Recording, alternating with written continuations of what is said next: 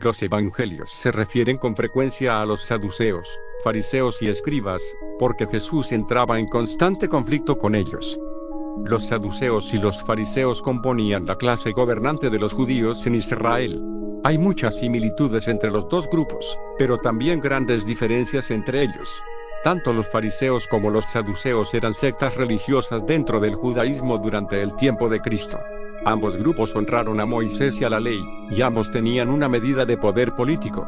El Sanedrín, la Corte Suprema de 70 miembros del antiguo Israel, tenía miembros tanto de los saduceos como de los fariseos. Conocemos las diferencias entre los fariseos y los saduceos por un par de pasajes de la Escritura y a través de los escritos existentes de los fariseos. Religiosamente, los saduceos eran más conservadores en un área doctrinal, insistían en una interpretación literal del texto de las Escrituras. Los fariseos, por otro lado, daban a la tradición oral la misma autoridad que a la palabra escrita de Dios. Si los saduceos no podían encontrar un mandato en el Tanaj, lo descartaban como algo creado por el hombre. Dado que los fariseos y los saduceos tienen una visión diferente de las Escrituras, no es de extrañar que discutieran sobre ciertas doctrinas. Los saduceos rechazaron la creencia en la resurrección de los muertos, pero los fariseos sí creyeron en la resurrección. Los saduceos negaron la vida después de la muerte, sosteniendo que el alma perecía al morir, pero los fariseos creían en una vida después de la muerte y en una recompensa y castigo apropiados para los individuos. Los saduceos rechazaron la idea de un mundo espiritual invisible, pero los fariseos enseñaron la existencia de ángeles y demonios en un reino espiritual. El apóstol Pablo sagazmente usó las diferencias teológicas entre los fariseos y los saduceos para escapar de sus garras. Pablo había sido arrestado en Jerusalén y estaba haciendo su defensa ante el Sanedrín. Sabiendo que algunos de los miembros de la corte eran saduceos y otros fariseos, Pablo dijo: «Varones hermanos, yo soy fariseo, hijo de fariseo, acerca de la esperanza y de la resurrección de los muertos se me juzga». La mención de Pablo de la resurrección precipitó una disputa entre los fariseos y los saduceos, dividiendo a la asamblea y causando un gran vocerío.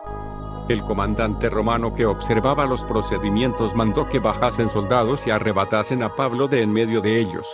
Socialmente, los saduceos eran más elitistas y aristocráticos que los fariseos. Los saduceos tendían a ser ricos y a ocupar puestos más poderosos. Los principales y el sumo sacerdote eran saduceos, y ocupaban la mayoría de los puestos en el Sanedrín. Los fariseos eran los que representaban más al pueblo trabajador común y tenían el respeto de las multitudes. El lugar de poder de los saduceos era el templo de Jerusalén, los fariseos controlaban las sinagogas. Los saduceos eran más amigables con Roma y más complacientes con las leyes romanas que los fariseos. Los fariseos a menudo se resistían a la helenización, pero los saduceos la aceptaron. Jesús tuvo más conflictos con los fariseos que con los saduceos, probablemente debido a la preeminencia de los primeros en la tradición oral. Pues ustedes pasan por alto la ley de Dios y la reemplazan con su propia tradición, les dijo Jesús. Debido a que los saduceos a menudo estaban más preocupados por la política que por la religión, ignoraron a Jesús hasta que comenzaron a temer que pudiera atraer atención romana no deseada y alterar la situación de ese momento. Fue en ese momento cuando los saduceos y fariseos dejaron de lado sus diferencias, se unieron y conspiraron para matar a Cristo. Los saduceos como grupo dejaron de existir después de la destrucción de Jerusalén, pero el legado de los fariseos perduró. De hecho, los fariseos fueron responsables de la compilación de la Misna, un documento importante con referencia a la continuación del judaísmo más allá de la destrucción del templo. De esta manera, los fariseos sentaron las bases del judaísmo rabínico actual. Por otro lado, los escribas en el antiguo Israel eran hombres sabios cuyo trabajo era estudiar la ley, transcribirla y escribir comentarios de la misma. Ellos a veces eran contratados cuando se presentaba la necesidad de un documento escrito o cuando se requería una interpretación de un asunto jurídico. Esdras era un escriba diligente en la ley de Moisés.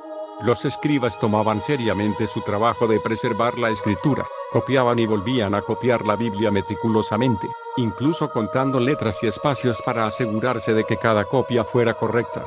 Podemos agradecer a los escribas judíos por preservar las porciones del Antiguo Testamento de nuestras Biblias. Los judíos se volvían cada vez más conocidos como el pueblo del libro, debido a su estudio fiel de las Escrituras, particularmente de la ley y cómo había que seguirla.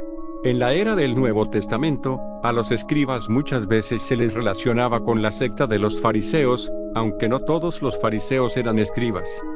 Los escribas eran maestros del pueblo e intérpretes de la ley. Eran ampliamente respetados por la comunidad debido a sus conocimientos, dedicación y su apariencia externa de guardar la ley.